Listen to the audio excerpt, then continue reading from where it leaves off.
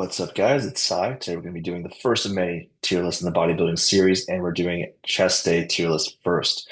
So our categories are going to be Greek God, Gym Bro, and Lifetime Natty. So the considerations here for this video are safety, so how easy is the movement to perform, stimuli, so how much can you overload your body with this movement, how much stimuli can it provide to your chest, and all of these are going to be how can they perform in a vacuum to grow your chest. Meaning, if I were to just go into the gym and do 10 sets of this exercise, how much chest development would I be able to get? So with that, let's go ahead and get started. So we're going to start over on this side with dips. So dips are a great exercise. I'm going to go ahead and put them in the gym bro category. So reasons for this is using body weight only, you can add weight to it to allow it to give enough stimuli, but without the weighted dips, um, just body weight, I don't think it provides quite enough stimuli.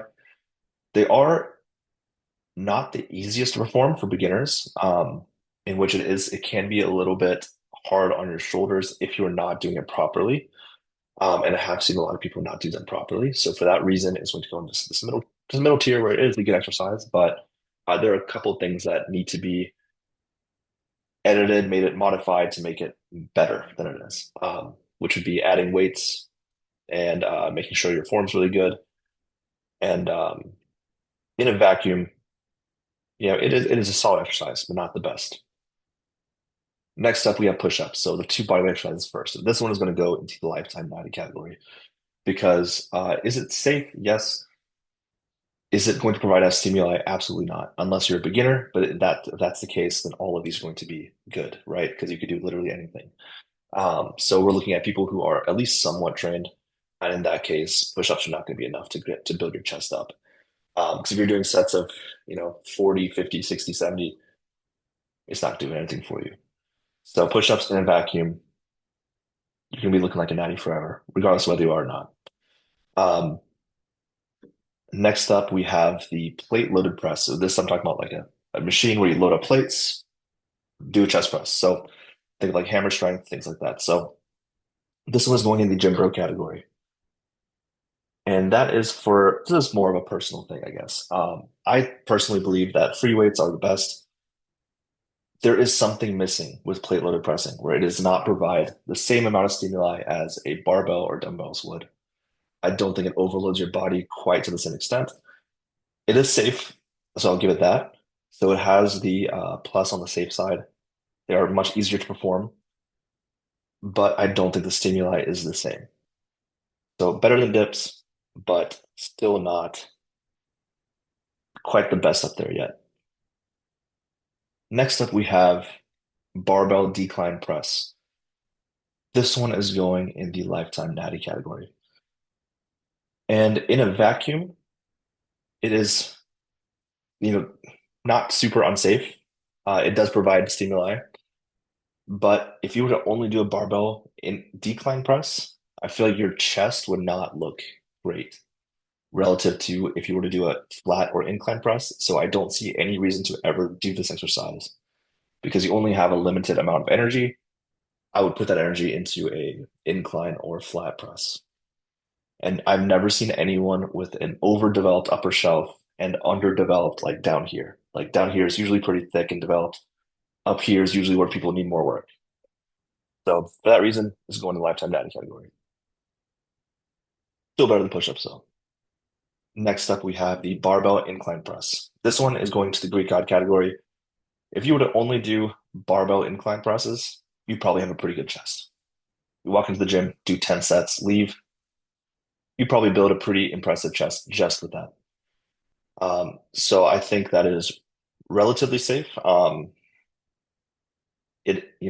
people do get injured on the barbell incline press, but if you keep the weight under control, don't press too heavy, have good form, I think this has in a vacuum, I think it's one of the best chest exercises you can do. You're able to provide a lot of stimuli, and that's the reason why this is better than the next one I'm going to put, which is the dumbbell bench press. Whether it's flat or incline, it's going to be in the Greek God category. It's a great exercise. It is safer than the barbell incline press. You can provide stimuli, but I don't think, and the potential for overload is not the same, mostly because of the gyms, the limitation of the gyms. Because gyms do not carry dumbbells usually heavier than 120 for like commercial gyms and even like specialized bodybuilding gyms, maybe 150. Some go up to like 200, but that's pretty rare.